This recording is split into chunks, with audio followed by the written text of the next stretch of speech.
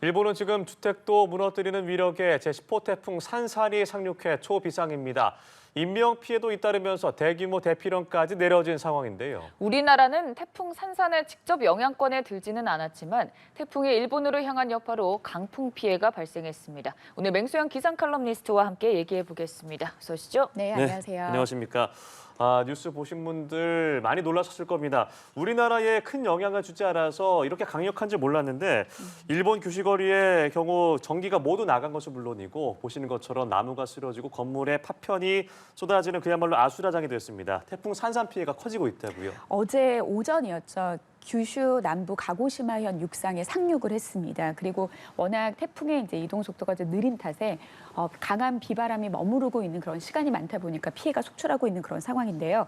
앞선 그 전화 연결 리포트에서도 보셨겠지만 지금 규슈 지역 인근에 225만 명이 대피한 그런 상황이고요. 주변 인근에 262개 학교가 휴교력이 내려졌습니다. 또 자동차 공장 14곳이 가동이 중단된 그런 상황이고 규슈 25만 가구가 이 강한 비와 바람, 태풍의 피해로 정전까지 발생을 한 그런 상황입니다.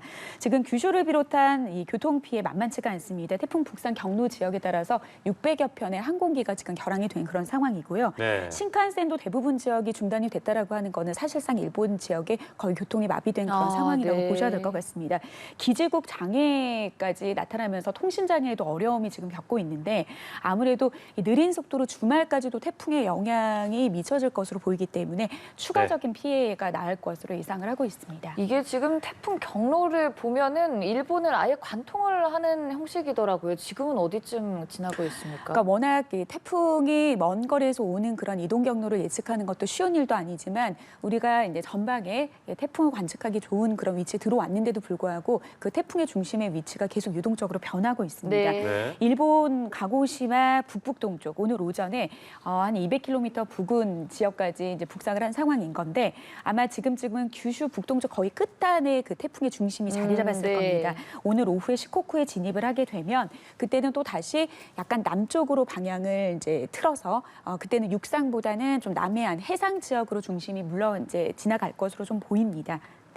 네, 태풍이 보통 이제 내륙에 상륙하면 소멸해 버리는 경우가 많았는데 이례적인 태풍으로 보입니다. 특히나 이제 습한 공기를 많이 몰고 와서 태풍에서 거리가 먼 지역에도 비 피해가 크다고 하는데 어느 정도입니까? 특히 이제 9호 태풍 종다리 같은 경우에는 대만 동쪽 부근의 해상에서 발생을 했습니다. 그러니까 태풍 같은 경우에는 면거리의 고소 내역을 지나고 오면서 거기에서 많은 열과 수증기를 받기 때문에 태풍이 강하게 발달할 수가 있는데요.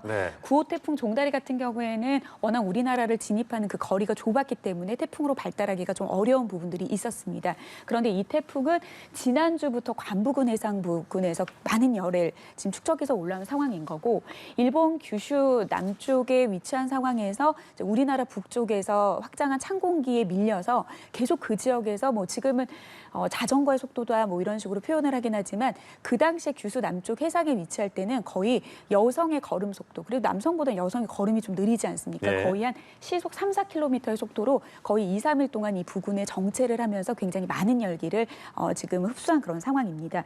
그래서 지금 미야자키 일부 지역에는 800mm가 넘는 폭우가 내렸고요. 그리고 오이타현은 600mm, 거의 지금 이들 지역은 역대급의 강수량이라고 하는데요. 이틀 동안 48시간 만에 581mm의 강수량을 기록을 하면서 이 지역에서는 1976년부터 기상 관측을 시작을 했는데 기상 관측 통계 이래 가장 많은 양의 비입니다. 문제는 지금 이들 지역의 규슈 남부 지역에 600mm의 예상 강수량이 지금 발표가 되어 있는 상황이고 추가적으로 시코쿠에도 400mm의 비가 더 예고가 되고 있는 그런 상황이기 때문에 앞으로 좀 추가적인 피해, 아무래도 뭐 하천 범람에 대한 침수 피해라든지 그리고 지금 이제 사망자가 한 5명 정도 발생을 했는데 이 중에서 3명이 산사태로 인해서 일가족이 좀 사망한 사건이었는데 이제 앞으로는 산사태로 인해서 집안이 약해져서 붕괴되는 피해까지 좀 우려되는 그런 상황이기 때문에 피해에 대한 대비가 좀 필요해 보입니다. 이 태풍의 속도 자체가 좀 늦춰지면서 더 많은 습기, 열기를 몰고 오며 세력이 커졌다라는 거는 좀 이해가 되는데 내륙에 오면서 사실 그게 확 사그라들지 않나요? 지금 피해 상황을 보면 예상보다 큰 규모 같거든요. 사실 그 태풍이라고 하는 것은 중심 기압이 낮으면 낮을수록 강할 수밖에 없습니다. 그러니까 태풍이 강하다 그리고 크기가 크다라고 하는 규정을 짓는 거는 좀 다른데요. 일단 태풍이 강도에 대한 규정, 아마 우리가 종다리가 열대적 기상청정보부에서 태풍으로 오락가락하면서 그때 이제 많이 좀 인지를 하셨을 텐데 네. 중심에서의 최대 풍속 우리나라하고 일본 같은 경우에는 초속 17m가 넘으면은 이제 태풍으로서 이름표를 붙여줍니다. 그럼 태풍 중에서는 약한 태풍으로 이름을 짓는데요. 그리고 이 중심에서의 최대 풍속이 한 24에서 32 사이가 되면은 이제 중간 정도의 태풍이다. 그리고 네. 전 세계의 태풍을 규정짓는 규모가 초속 33m 이상이 되면 이제 강한 태풍인데 사실 태풍 같은 경우에는 중심 기압이 한 970에서 940 정도로는 발달을 할 수 있습니다. 그리고 보통 거의 위력적이고 전 세계 기록적으로 남는 태풍 같은 경우에는 중심 기압이 930 아래로까지 떨어지거든요. 그런데 지금 이 태풍은 992 헥토파스칼, 중심 기압이 992입니다. 그리고 중심에서의 최대 풍속이 초속 23m. 그러니까 우리가 지금 규정 짓는 거에서 약한 태풍으로 규정이 되는데 저는 이번 태풍을 통해서도 우리가 태풍이 약하다고 해서 절대 방심할 수는 없다. 아. 약해서 괜찮구나라고 할 수 있는 게 아니라 지금 이 태풍은 물론 이 내륙에 상륙하기 이전까지 아까 말씀드린 것처럼 여성의 걸음만큼의 느린 걸음으로 머물러 있는 상황에 있을 때는 매우 강한 태풍이었습니다. 중심에서의 최대 풍속이 43m 이상이 됐을 때 이 태풍이었는데 말씀을 해주신 것처럼 육상에 진입을 하면서 급격하게 세력이 약해지기는 했습니다. 그런데 워낙 일본 열도를 감쌀 수 있는 정도, 그러니까 소형급 태풍이라고 하는 거는 초속 15m, 거의 초속 10m의 바람만으로도 건장한 성인이 그 바람을 마주하고 걸을 수 없을 정도가 초속 10m 이상의 네. 바람이 되고요. 초속 15m의 바람이라고 하면은 가벼운 간판 같은 경우는 떨어지거나 날아갈 수 있는 정도의 그런 바람인데 이 바람의 반경이 지금도 200km, 그러니까 중심에서 반경이 200이라고 하는 거는 직경으로 따졌을 때는 거의 400. 그러니까 우리나라 같은 경우나 일본 같은 경우에는 소형의 약한 태풍이 소형급이라고 해도 거의 한반도 남한을 다 뒤집을 수 있을 정도의 그런 위력이거든요. 그렇기 때문에 워낙 강한 비와 강한 바람을 동반한 그런 태풍이기 때문에 지금은 세력이 약해졌다 하더라도 지금 일본에서 많은 피해가 지금 야기되고 있는 그런 상황입니다. 네, 일단 강우량이 1000mm로 전망이 돼서 일본 주민 225만 명에게 대피령까지 내려졌다고 하는데 이런 정도의 비의 양은 어느 정도라고 좀 볼 수 있을까요? 뭐 지금까지는 뭐 시간당 강수라고 해서 그러니까 강도 1시간에 얼마만큼의 많은 양의 비가 내렸을 때 강우의 피해 얘기지만 총량으로 따져봤을 때 우리나라의 전 지역의 연평균 강수량, 연강수량을 따지면 연강수량이요. 한 예. 평균적으로는 1,300에서 1,400 정도일 아. 겁니다. 그 다우즈라고 해서 좀 비가 유독 많이 내리는 뭐 지리산이나 남해안 부근 같은 경우에서 1,600 많게는 1,800mm가 넘는 양의 비가 1년 동안 내리는데 네. 소우즈 지역이라고 해서 경북 지역 같은 경우에는 1년에도 한 1,000에서 한 1,200mm 정도의 비가 내리는데 경상북도 지역에서 1년 동안 내려야 될 비의 양이 지금 일본이 이런 네. 이 약한 태풍 때문에 거의 이틀 만에 비가 한꺼번에 쏟아지는 우리나라에서 1년치 내려야 될 비가 지금 내리고 있다라고 체감을 하시면 어느 정도의 비의 양인지 감당이 되실 겁니다. 그렇게 말씀을 들으니까 상당한 수준 같은데 그러면 이게 지금 언제쯤 일본을 빠져나갈까요? 일단 앞으로는 지금 문제는 뭐냐면 앞서 말씀을 드린 것처럼 이제 시코쿠 부근에 이제 지나갈 때는 육상보다는 그 중심이 좀 남해상으로 치우칠 현재로서의 예보로서는 남해상에 좀 치우치면서 동진할 것으로 보이는데 속도가 지금 너무 느립니다. 지금 현재는 초속 한 23m. 보통은 이제 태풍이 저위도라고 해서 이제 지구를 반으로 딱 나눴을 때 북반구에서 저위도라고 하면은 영도에서 30도 그 부근에서 위도 30도 부근까지는 이제 북서진을 하면서 평균적인 속도가 한 시속 한 20km 정도의 속도가 다다르고요.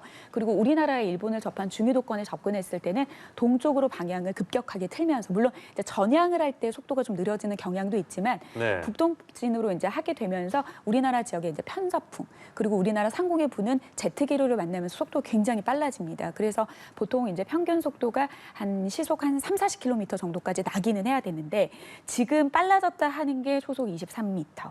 그리고 속도가 더더더 떨어집니다. 그래서 지금 일본 거의 오사카 부근에서 소멸할 것으로 보이는데 말씀드렸지만 소멸이라고 하는 것은 태풍이 사라지는 게 아니라 이제 태풍으로서의 이름표만 내려놓은 거지 이제는 저기압의 형태로 강한 강도로 그대로 북동진을 하는 거기 때문에 이 태풍의 저기압이 모두 빠져나갈 때까지는 좀 대비를 해야 되거든요.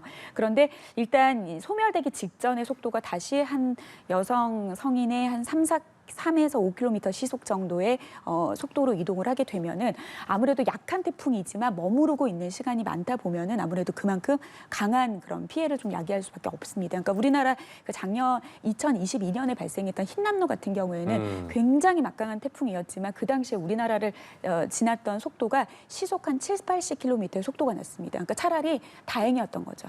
강했지만 빠르게 지나가서 강했지만 작년 같은 게 카눈 같은 경우에도 사실은 그 태풍 자체만의 강도로 봤을 때는 그렇게 강하진 않았거든요. 네. 그런데 많은 피해가 야기됐던 게 뭐냐면 속도가 빠르지 않았습니다. 그러니까 일본 같은 경우에도 지금 좀 해상 쪽으로 빠져나가기는 하더라도 워낙 이동 속도가 다시 느려지기 때문에 좀 피해가 추가적인 피해가 더 나지 않을까 좀 우려되고 있는 상황입니다. 네, 일단 우리나라 입장에서는 태풍 산산이 점점 이제 멀어지고는 있지만 우리나라에 어느 정도 피해를 줬습니까? 말씀드린 것처럼 태풍의 중심이 위치한 것을 이제 보도를 하다 보니까 아무래도 우리나라와 먼 이야기처럼 느껴질 수가 있습니다. 그런데 태풍은 중심에서부터 반경, 보통 이제 강풍 반경이라고 해서 초속 15m의 바람이라고 하면 앞서 말씀을 드린 것처럼 네. 초속 10m 이상만 돼도 우리가 바람을 마주하고 걸어가기 굉장히 힘들거든요. 그 반경이 우리나라 진입을 할 때부터는 이제 중형 크기의 태풍이라고 하면은 300km 이상까지 이 바람을 야기시킬 수 있는 정도의 강도였습니다. 그래서 우리나라 같은 경우에도 남해 동부, 동해 남부 먼 바다로는 지난 화요일 저녁부터 풍랑주의보가 발효가 됐고요. 그 이후에 수요일부터는 이 풍랑주의보가 태풍 경보로 강화가 된다라고 하는 것은 결국에는 풍랑주의보와 태풍주의보의 차이점이 뭐냐면 풍랑은 그냥 바다에서 바람이 강할 경우, 그런데 태풍이라고 하는 것은 바람, 비, 그다음에 폭풍의 일 모두가 주의고급 이상이 됐을 때 발표가 되는 거기 때문에 이들 지역을 중심으로 비와 바람이 강해지면서 특히 이제 울산과 부산 지역 여전히 강풍특보가 내려져 있거든요. 예. 이들 지역의 피해가 심했습니다. 부산 사하 지역으로는 최대 풍속이 시속 69km. 아, 그리고 네. 울산 간절곶 같은 경우에도 시속 62km의 강풍이 불었는데 이들 지역의 부산과 울산이 각각 강풍으로 인한 피해 신고 건수가 12건 정도가 났고요. 그리고 뭐 부산 같은 경우에는 12층의 오피스텔의 창문이 강풍으로 이제 파손이 되면서 지나가던 행인이 다치는 그런 사고라든지 아니면은 70대 남성이 그냥 강풍에 몰아치는 바람으로 해운대 부근에서 그냥 쓰러져서 얼굴을 다치는 이런 크고 작은 어떤 부상들, 그리고 울산 같은 경우에는 중구 태화강 일대에 70여 가구가 정전 피해로 좀 피해를 본 이런 크고 작은 강풍 피해가 야기되고 있는데 이들 지역에는 오늘부터 내일까지도 계속해서 강풍 예보가 있습니다. 네. 그래서 너무 일본 일이라고 생각하시지 마시고 강풍에 대한 피해가 입지 않도록 주변에 날아갈 물건들이 없는지 좀 주변 점검 잘 해주셔야겠고요. 특히 이제 강풍에 유리창 파손되지 않도록 좀 조심을 하셔야 될 것 같습니다. 뭐 모쪼록 더 이상의 피해는 없길 바라고요. 사실 뭐 태풍의 영향으로 강풍이 불어서인지 아니면 절기상 처서가 지난지는 모르겠습니다만 더위가 조금은 주춤하게 좀 느껴지거든요. 이제 더위가 아예 가시는 건가요? 아니면 한동안은 그래도 폭염이 계속될 거라고 전망하세요? 종합적으로 봤을 때는 네. 다음 주까지는 그래도 더위의 기세가 이렇게 쉽게 물러가지는 아, 않는다라고 좀 그래요? 보셔야 될 것 같고요. 그리고 좀 더 면밀하게 좀 본다라고 하면 네. 지금 북쪽에서 찬 공기가 남아하기는 한 게 맞습니다. 그렇기 때문에 아무래도 습도가 낮아졌기 때문에 기온이 떨어지는 하강폭보다도 우리가 느끼는 체감하는 더위가 좀 많이 떨어진 그런 네. 상황인데요. 이렇게 지금 일본 쪽으로 태풍이 지나가고 우리나라 북동 쪽에는 지금 고기압이 위치하고 있는데 이런 기압 배치가 형성이 될 경우에는 우리나라에는 동풍이 불게 됩니다. 동풍은 상대적으로 습하고 차갑습니다. 그렇기 때문에 지금 동해안 지역에 위치한 지역으로는 폭넓게 폭염주의보가 해제가 된 상황입니다. 그런데 여기 계신 분들이 이제는 폭염이 끝났구나라고 생각하시면 안 되는 게 이 동풍이 태백산맥을 타고 넘을 때는 서쪽 지역이 더워서 오늘 서쪽 지역 굉장히 덥습니다. 아, 그래요? 서울, 대전, 광주 33도, 34도까지 기온이 치솟을 것으로 보이는데요. 주 후반에는 다시 우리나라 서쪽 지역에 고기압이 위치하게 되면 서풍이 붑니다. 그럼 반대로 서풍이 동쪽의 태백산맥을 타고 넘게 되면 동해안 지역은 다시 더워지는 네. 그런 상황이 되겠고요. 그리고 다음 주 초반에는 중부 지역을 중심으로 비가 한 차례 지나가는데 이 비가 지나고 나면 다시 찬 공기가 좀 내려옵니다. 네. 주 초반에는 시원하겠지만 후반 되면 다시 더워진다는 점. 좀 복잡하지만 네. 전반적으로 냉탕과 온탕은 왔다 갔다 하지만 그래도 다음 주까지 좀 덥다 아하. 보시면 될 것 같습니다. 네, 알겠습니다. 태풍 산산이 일본에 큰 피해를 주고 있습니다. 이와 더불어서 우리 날씨 전망도 알아봤습니다. 맹소영 기상 칼럼니스트와 함께했습니다. 고맙습니다. 고맙습니다.